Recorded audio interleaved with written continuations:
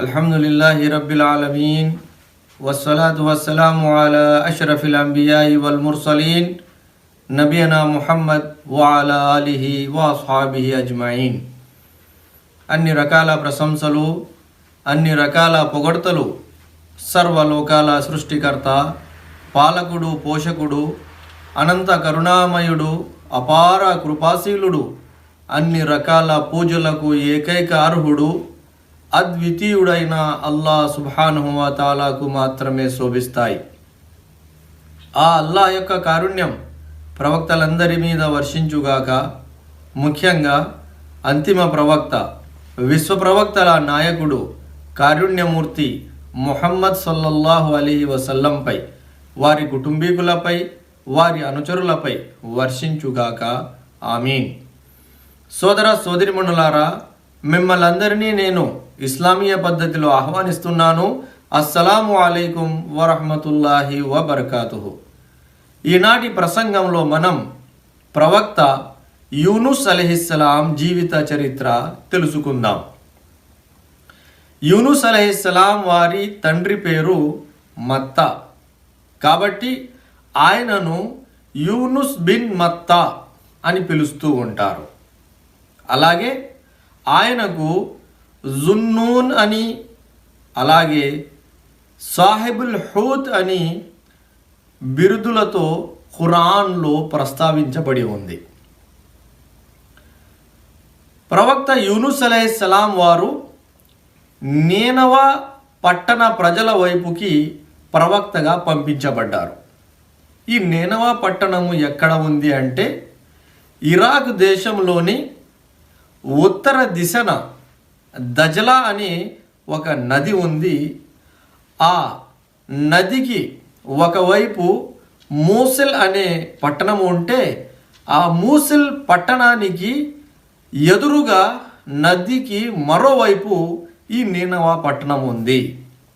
మధ్యలో నది, ఒకవైపు నీనవా పట్టణము, మరోవైపు మూసిల్ పట్టణము ఉన్నాయి. ఆ ప్రదేశంలో ఈ నీనవా పట్టణం ఉంది.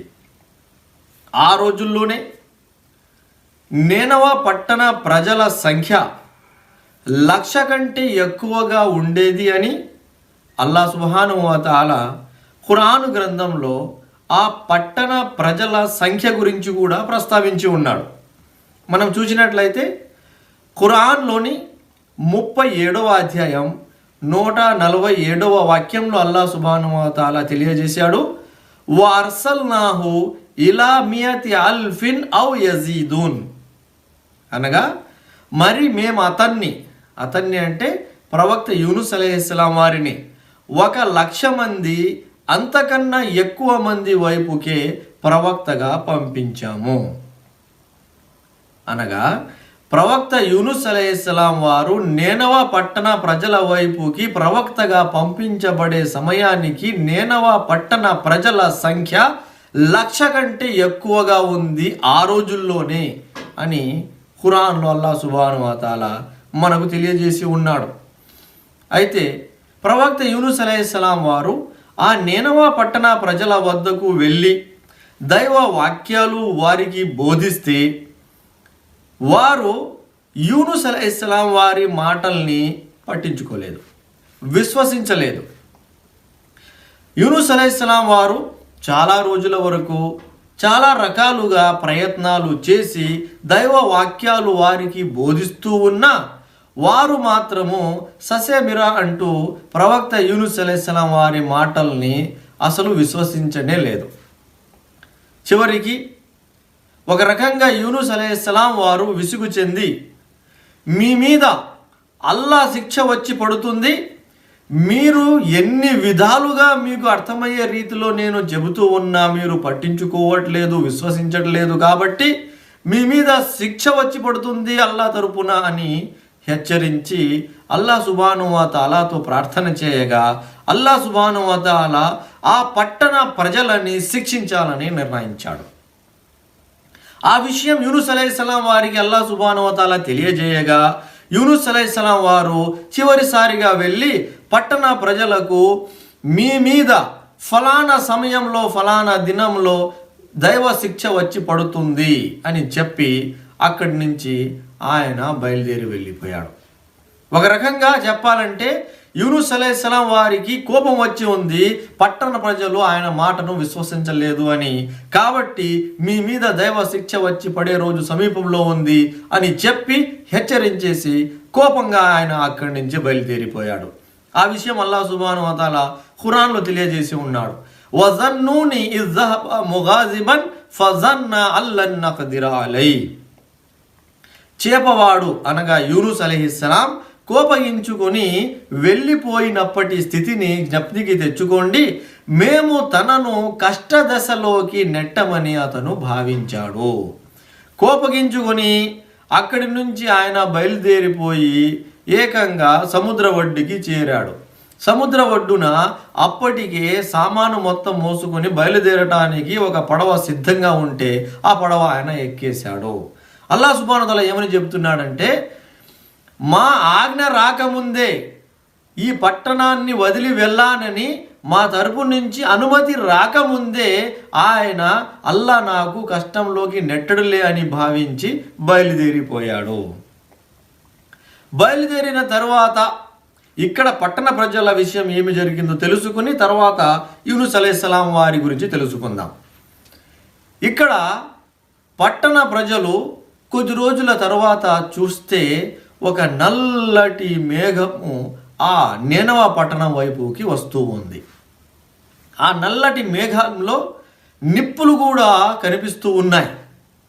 అది చూసి వారు అర్థం చేసుకున్నారు, యూనుస్ ఏ శిక్ష గురించి అయితే మమ్మల్ని హెచ్చరించాడో ఆ శిక్ష అదిగో అక్కడ వస్తూ ఉంది అని వారు అర్థం చేసుకుని వెంటనే ఆ పట్టణ పెద్దల వద్దకు వెళ్ళి, ఇదిగో దైవ శిక్ష వస్తూ ఉంది, ఇప్పుడు ఏమి చెయ్యాలి అని వారు వెళ్ళి అడిగితే అప్పుడు ఆ పట్టణ పెద్దలు ఏమన్నారంటే, మనకు పూర్వము ప్రవక్తల అనుచర సమాజాన్ని కూడా అల్లాహ్ సుబ్హానహు వ తఆలా వాక్యాలను వారు తిరస్కరించిన కారణంగా శిక్షించాడు. వాళ్ళు దైవ శిక్షకు గురయ్యి మట్టి కరిచిపోయారు. అదేవిధంగా అల్లాహ్ శిక్ష మా మీద కూడా రాబోతుంది. కాబట్టి దీనికి పరిష్కార మార్గం ఏమిటంటే అందరూ ఇళ్ల నుండి బయలుదేరండి, ఒక మైదానంలో ప్రోగవ్వండి అని ఆదేశించారు. ఇళ్ల నుండి పిల్ల పెద్ద ఆడ మగ అందరూ కూడా చిరిగిపోయిన అతుకులు వేయబడిన బట్టలు ధరించి మైదానంలో వచ్చి ప్రోగయ్యారు. అప్పుడు ఆ పట్టణ పెద్దలు ఏమి చేశారంటే మనుషులందరినీ విడివిడిగా నిలబెట్టేశారు. చివరికి తల్లి బిడ్డలను కూడా విడివిడిగా నిలబెట్టేసి ప్రతి ఒక్కడు అతను నిలబడిన స్థానంలోనే అల్లాహకు చిత్తశుద్ధితో ప్రార్థిస్తూ క్షమాపణ వేడుకుంటూ ఈ శిక్ష మా మీద నుంచి తొలగించమని కోరుకుందాము, ప్రార్థిద్దాము అని చెప్పారు. అలాగే జరిగింది. ప్రజలందరూ కూడా మైదానంలో నిలబడ్డారు. నిలబడి అల్లాహతో ఏడుస్తూ ప్రార్థనలు చేశారు. 3 రోజుల వరకు ఆ మేఘాలు ఆ పట్టణం మీద సంచరించాయి అని ధార్మిక పండితులు తెలియజేసి ఉన్నారు. ప్రజలు కూడా 3 రోజుల వరకు అల్లాహ్ సుబ్హానహు వ తఆలాతో ఏడుస్తూ క్షమాభిక్ష వేడుకున్నారు అని కూడా తెలుపబడింది. అల్లాహ్ సుబ్హానహు వ తఆలా వారందరూ చిత్తశుద్ధితో పశ్చాత్తాపపడి క్షమాపణ వేడుకొని విశ్వాసము ఎప్పుడైతే పొందడానికి సిద్ధపడ్డారో అప్పుడు అల్లాహ్ సుబ్హానహు వ తఆలా వారి పశ్చాత్తాపాన్ని ఆమోదించి వారి మీద సంచరిస్తూ ఉన్న ఆ శిక్షను తొలగించేశాడు. అల్హమ్దులిల్లా, అల్లాహ్ దయ వల్ల ఆ శిక్ష తొలగిపోయింది. శిక్ష తొలగిపోయిన తర్వాత అక్కడ యూనుస్ అలైహిస్సలాం వారి గురించి ఇప్పుడు మనం తెలుసుకుందాం. యూనుస్ అలైహిస్సలాం వారు ఎప్పుడైతే పడవ ఎక్కేశారో కోపగించుకుని వెళ్ళి అల్లాహ్ ఆజ్ఞ రాకముందే ఎప్పుడైతే ఆయన పడవ ఎక్కేసి బయలుదేరిపోయారో పడవ మధ్యలో నీటిలో మధ్యలో వెళుతూ ఉన్నప్పుడు, సముద్రం మధ్యలో వెళుతూ ఉన్నప్పుడు తుఫాన్ అల్లాహ్ సుబ్హానహు వ తఆలా అక్కడ పంపించేశాడు. తుఫాను కారణంగా పెద్ద అలలు వస్తూ ఉంటే పడవ నీట మునిగే ప్రమాదము పొంచుకొచ్చింది. అప్పుడు ఆ పడవలో ఉన్నవారు పడవ మునిగిపోరాదని పడవలో ఉన్న భారము తగ్గించేయండి అంటూ అందులో ఉన్న సామాగ్రి తీసి నీటిలో పడేశారు. అయినా కానీ బరువు తగ్గలేదు, ఇంకా బరువు తగ్గించాలి కాబట్టి మనుషుల్లో నుంచే కొంతమందిని ఇప్పుడు పడవల నుంచి బయటికి తోసివేయాల్సి వచ్చింది. అయితే ఎవరిని తోసివేయాలి?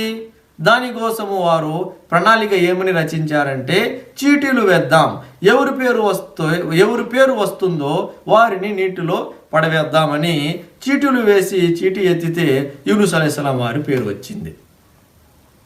యూనుస్ అలైహిస్సలాం వారి పేరు వస్తే వారు యూనుస్ అలైహిస్సలాం వారు బోధకులు కాబట్టి గౌరవిస్తూ ఈయనను వద్దు అని రెండవసారి మళ్ళీ చీటీ ఎత్తారు. మళ్ళీ ఆయన పేరే వచ్చింది. మూడవసారి చీటీ ఎత్తారు, మూడవసారి కూడా ఆయన పేరే వచ్చింది. ఆ విధంగా 3 సార్లు చీటీ ఎత్తినప్పుడు ఆయన పేరే వస్తే అప్పుడు విషయం అర్థమైపోయింది, యూనుస్ అలైహిస్సలాం వారిని ఇక్కడి నుంచి ఇంకా నీటిలో పడవేయాలని.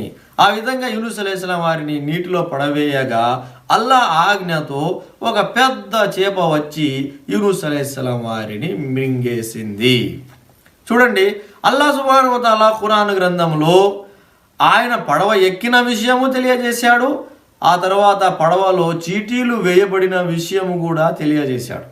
మనం చూసినట్లయితే ఖురాన్లోని 37వ అధ్యాయం 140వ వాక్యంలో ఈ విధంగా తెలుపబడి ఉంది, ఇజ్ అబకా ఇలల్ ఫుల్కిల్ మష్హూన్. అతను అనగా యూనుస్ అలైహిస్సలాం తన జనుల నుండి పలాయనం చిత్తగించి నిండు నౌక వద్దకు చేరుకున్నాడు. నౌక వద్దకు చేరుకుని నౌకలో బయలుదేరితే తుఫాను వచ్చింది. అప్పుడు చీటీలు వేయబడ్డాయి. చూడండి, 37వ అధ్యాయం 141వ వాక్యంలో తెలుపబడింది, ఫసాహమ ఫకానా మినల్ ముద్హదీన్. చీటీలు వేయటం జరిగింది, చివరకు అతనే ఓడిపోయాడు, అనగా యూనుస్ అలైహిస్సలాం వారే ఓడిపోయారు. ఆయనకే నీటిలో పడవేయటం జరిగింది. ఒక పెద్ద చేప వచ్చి ఆయనను మింగింది. 37వ అధ్యాయం 142వ వాక్యంలో చూడండి, ఫల్తకమహుల్ హూతు వహువ ములీం. తరువాత చేప అతన్ని మృంగేసింది.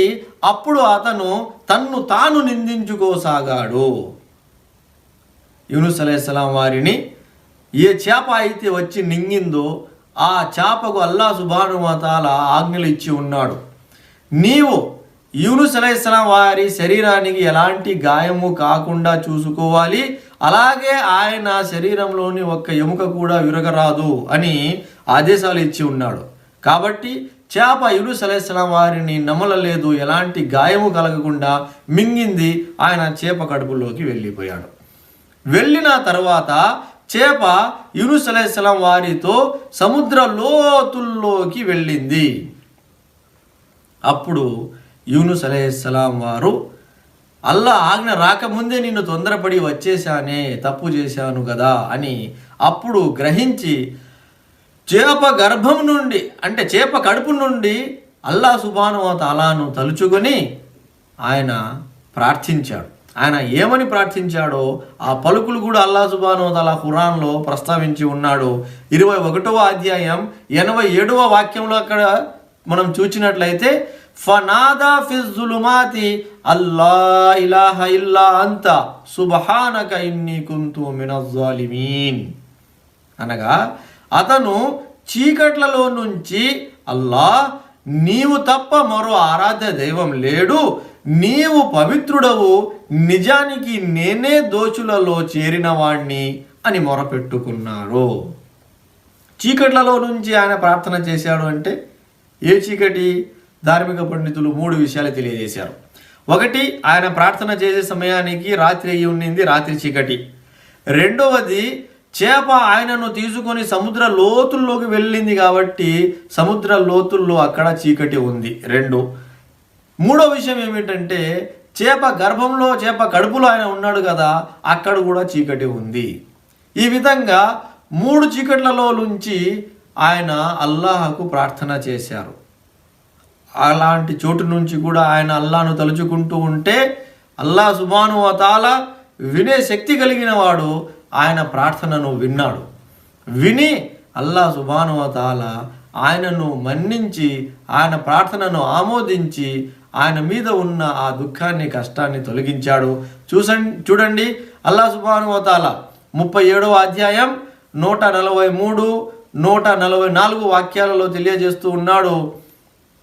ఫలౌలా అన్నహు కానా మినల్ ముసబ్బిహీన్ లలబిసా ఫీ బత్నిహి ఇలా యౌమి యుబాసూన్. ఒకవేళ అతను గనక అల్లా పవిత్రతను కొనియాడటంలో నిమగ్నుడై ఉండకపోతే పునరుత్థాన దినం వరకు చేప కడుపులోనే ఉండిపోయేవాడు. ఫస్తజబ్నా లహు వనజ్జైనాహు మినల్ గమ్మి వకజాలిక నున్జిల్ ముమినీన్. మేము అతని మొరను ఆలకించాము, దుఃఖం నుంచి అతనికి విముక్తిని కల్పించాము, విశ్వాసులను మేము ఇలాగే కాపాడుతాము. అల్లాహు అక్బర్. ఆయన అక్కడ వెళ్ళిన తర్వాత నిరాశ చెంది ఉంటే, నాకు చేప మింగేసింది, ఇక నాకు బయటపడే మార్గమే లేదులే అని నిరాశ చెంది ఉంటే, అల్లాహకు తలుచుకోకుండా ఉండింటే ఆయన ప్రళయం వరకు అక్కడే ఉండిపోయేవాడు. కానీ అక్కడ వెళ్ళి కూడా ఆయన అల్లా మీద నమ్మకం ఉంచి అల్లా వింటాడు అని భావించి, వాస్తవానికి అల్లా వింటున్నాడు కాబట్టి ప్రార్థన చేశాడు. ఆయన ప్రార్థనను అల్లా సుబ్హానహు వ తఆలా విని ఆయన మీద ఉన్న ఆ దుఃఖాన్ని తొలగించాడు. ఎలా తొలగించాడంటే, ధార్మిక పండితులు తెలియజేసిన దాని ప్రకారము అల్లా ఆజ్ఞతో చేప సముద్ర ఒడ్డుకి వచ్చి ఆయనను కక్కేయగా ఆయన మళ్ళీ కడుపులో నుంచి సముద్ర ఒడ్డుకి వచ్చి పడ్డారు. అయితే చేప కడుపులో ఆయన ఎన్ని రోజులు గడిపారు అంటే, ధార్మిక పండితులు 3 రకాల విషయాలు తెలియజేసి ఉన్నారు. ఒక విషయం ఏమిటంటే, ఆయన 3 రోజులు గడిపారు అని కొందరు తెలియజేసి ఉన్నారు. లేదు 7 రోజులు గడిపారు అని కొందరు తెలియజేసి ఉన్నారు. లేదు 40 రోజులు గడిపారు అని మరికొందరు తెలియజేసి ఉన్నారు. అయితే 3 రోజులు గడిపారన్న విషయము ఎక్కువగా ప్రచారంలో ఉంది. అసలు విషయం అల్లాహకు తెలుసు. ఏది ఏమైనప్పటికీ యూనుస్ అలైహిస్సలాం వారు వచ్చి మళ్ళీ సముద్ర ఒడ్డున పడ్డారు. ఆయన సముద్ర ఒడ్డుకి చేరుకునే సమయానికి ఆయన అనారోగ్యానికి, అస్వస్థతకు గురై ఉన్నారు. 3 రోజులు చేప కడుపులో ఉన్నారు కదా, కాబట్టి ఆయన అస్వస్థతకు గురై ఉన్నారు. ఖురాన్లో కూడా అల్లా సుబ్హానహు వ తఆలా ఆ విషయాన్ని తెలియజేసి ఉన్నాడు. 37వ అధ్యాయం 145వ వాక్యాన్ని మనం చూసినట్లయితే, ఫనబజ్నాహు బిల్ అరాయి వహువ సకీం. తరువాత మేము అతన్ని సముద్ర తీర మైదానంలో పడవేశాము, అప్పుడు అతను అస్వస్థతకు గురై ఉన్నాడు. ఆయన ఆరోగ్యము సరిగా లేదు, అస్వస్థతకు గురై ఉన్నారు. ఆయన లేచి నిలబడలేని పరిస్థితి, కూర్చోలేని పరిస్థితి, అంతగా ఆయన అస్వస్థతకు, అనారోగ్యానికి, బలహీనతకు గురై ఉన్నారు.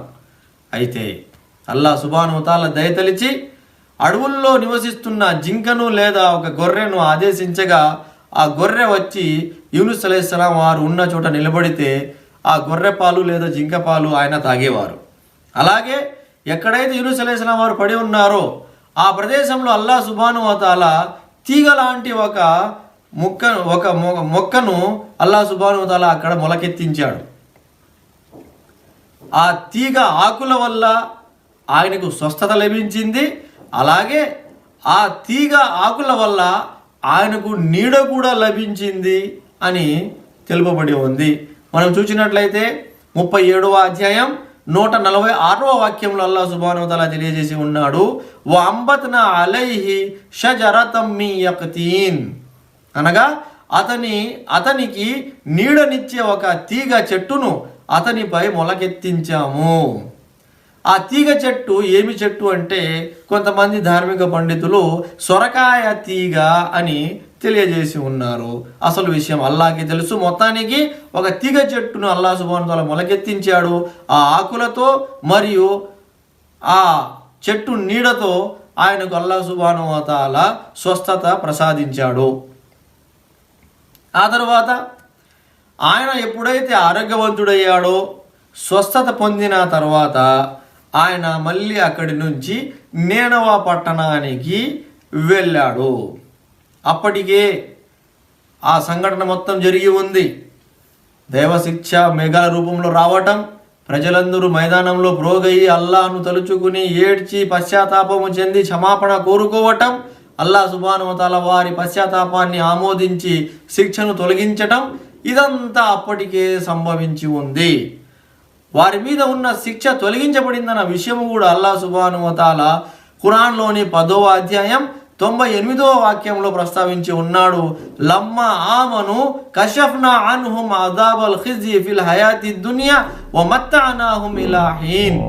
వారు అనగా యూనుస్ అలైహిస్సలాం జాతి ప్రజలు విశ్వసించగానే ప్రపంచ జీవితంలో అవమానకరమైన శిక్షను వారి నుంచి తొలగించాము.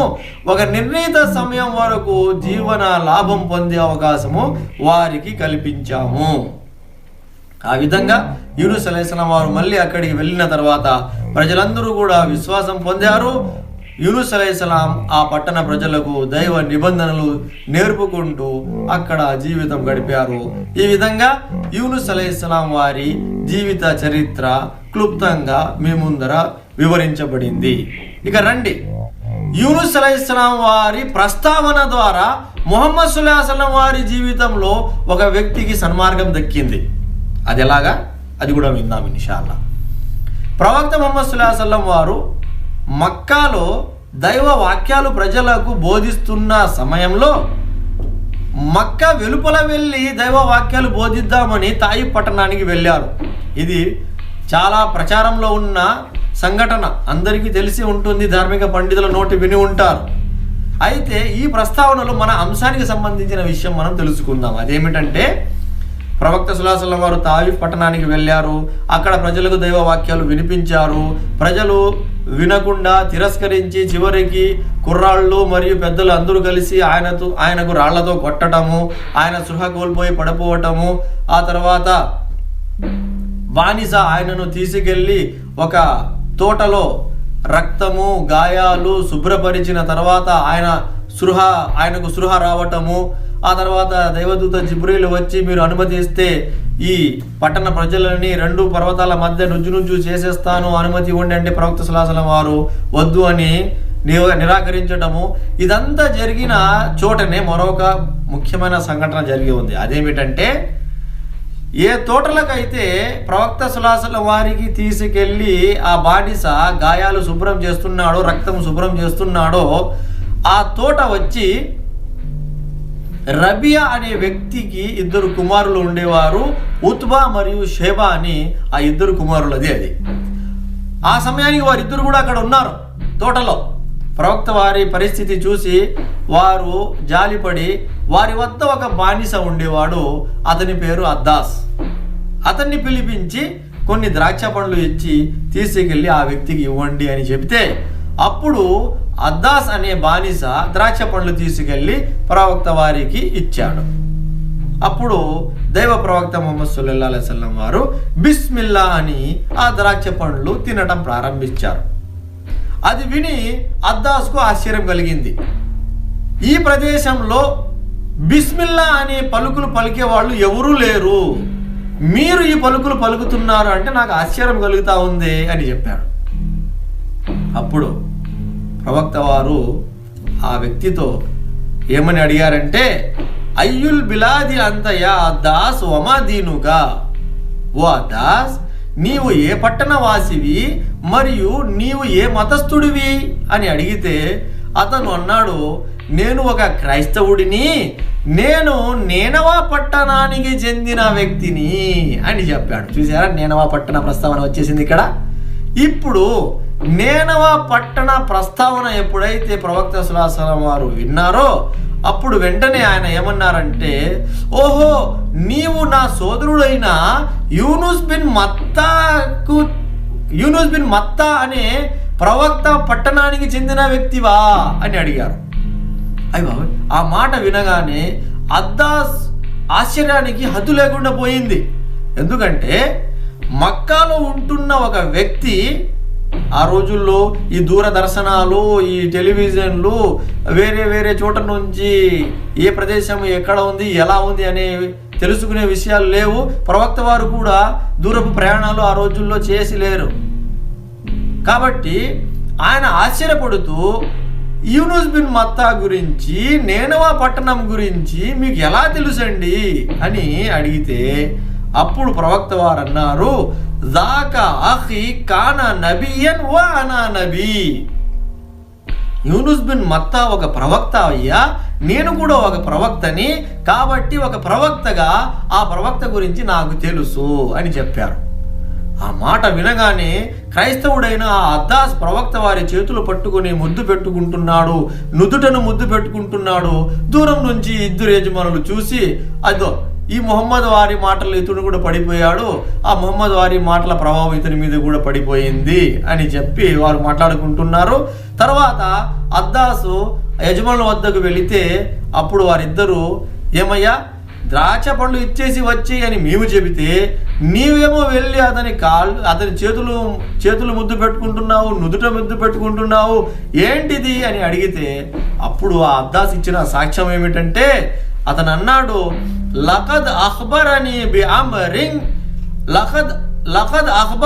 బి అమరిం మా యఅలముహు ఇల్లా నబీ, అనగా ఈయన నాకు ఒక విషయం గురించి తెలియజేశారు, ఆ విషయము ఒక ప్రవక్తకు తప్ప ఇతరులకు అది తెలియదు అని చెప్పారు. చూసారా, ఆయన ప్రవక్త అన్న విషయము బానిస అయిన క్రైస్తవుడు అద్దాస్ అర్థం చేసుకున్నాడు.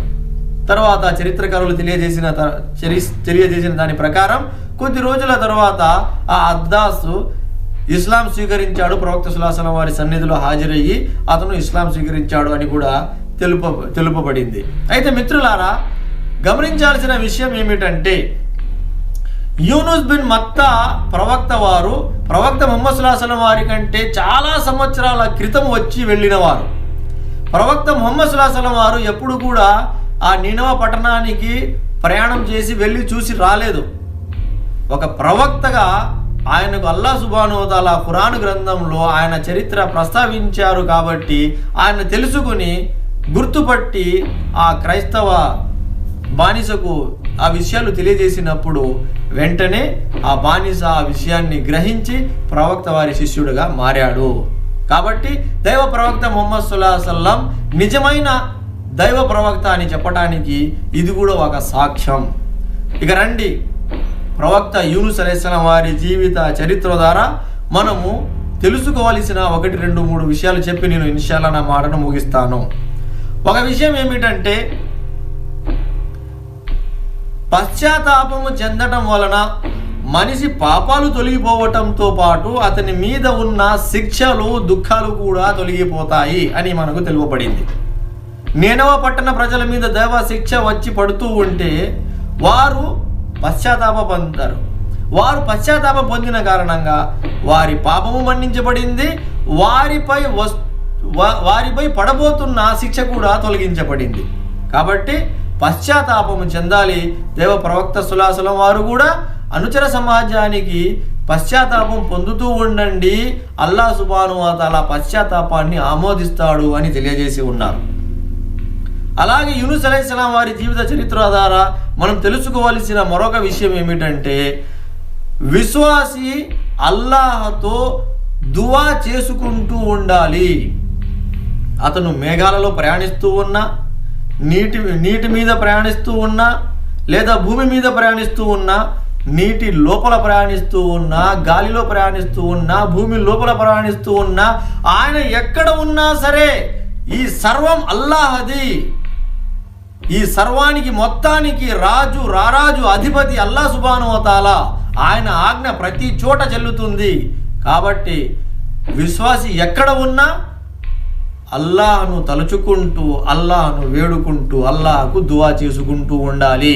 చూడండి, యూనుస్ అలైహిస్సలాం వారు నీటి లోపల చేప కడుపులో ఉండి ఆయన దువా చేస్తే అల్లాహ్ సుబ్హానహు వ తఆలా ఆయన దువాను విన్నాడు, ఆమోదించాడు, సమస్యను పరిష్కరించి ఆయనకు గట్టెక్కించాడు కదా. కాబట్టి ఎక్కడ ఉన్నా నిరాశ చెందకూడదు. ప్రతి చోట అల్లాహ్ సుబ్హానహు వ తఆలా వింటున్నాడు, చూస్తున్నాడు. ఆయన జ్ఞానము ప్రతి చోట ఉంది అని మనము గమనించాలి. అలాగే యూనుస్ అలైహిస్సలాం వారి జీవిత చరిత్ర ద్వారా మనం తెలుసుకోవాల్సిన మరొక ముఖ్యమైన విషయం ఏమిటంటే, ఒక బోధకుడు దైవ వాక్యాలు బోధిస్తున్నప్పుడు విసుగు చెందరాదు. యూనుస్ అలైహిస్సలాం వారు నీనవ పట్టణ ప్రజలు యూనుస్ అలైహిస్సలాం వారి మాటను చెవిదారి పట్టేస్తున్నారు అని కాబట్టి, ఆయన మాటను వారు పట్టించుకోవట్లేదు కాబట్టి యూనుస్ అలైహిస్సలాం వారు విసుగు చెంది అక్కడి నుంచి వెళ్ళిపోయారు. దైవ ఆజ్ఞ రాకముందే, అనుమతి రాకముందే ఆయన వెళ్ళిపోయారు. ఒక రకంగా విసుగు చెందారు, కోపగించుకున్నారు. కాబట్టి ఈ లక్షణం ఒక బోధకునికి సరికాదు. అల్లాహ్ సుబ్హానహు వ తఆలా కూడా ప్రవక్త ముహమ్మద్ సల్లల్లాహు అలైహి వసల్లం వారిని హెచ్చరిస్తూ అదే మాట తెలియజేసి ఉన్నాడు. చూడండి, ఫస్బిర్ లిహుక్మి రబ్బిక వలా తకున్ కసాహిబిల్ హూత్. ఓ ప్రవక్త, నీవు నీ ప్రభువు నిర్ణయం జరిగే వరకు ఓపిక పట్టు, చేపవాని మాదిరిగా అయిపోకు. అంటే చేపవాడు అంటే యూనుస్ అలైహిస్సలాం వారే. యూనుస్ అలైహిస్సలాం వారు ఎలాగైతే విసిగి చెంది కోపగించుకొని వెళ్ళిపోయారో అలా చేయకు అని చెప్పారు. కాబట్టి అల్లాహ్ వాక్యాలు ప్రజలకు బోధించే వ్యక్తిలో విసుగు చెందడం అనే లక్షణము ఉండకూడదు.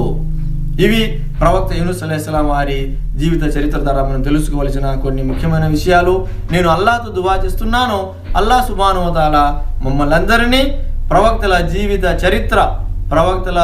చరిత్ర ద్వారా మనం తెలుసుకోవాల్సిన పాఠాలు అన్నీ నేర్చుకొని తెలుసుకొని మమ్మల్ని మనము సంస్కరించుకొని అల్లాహ్ మార్గం మీద స్థిరంగా నడుచుకునే భాగ్యం అల్లాహ్ మనందరికీ ప్రసాదించుగాక. ఆమీన్. వజజాకుముల్లాహు ఖైరన్. అస్సలాము అలైకుం వరహ్మతుల్లాహి వబరకాతుహు.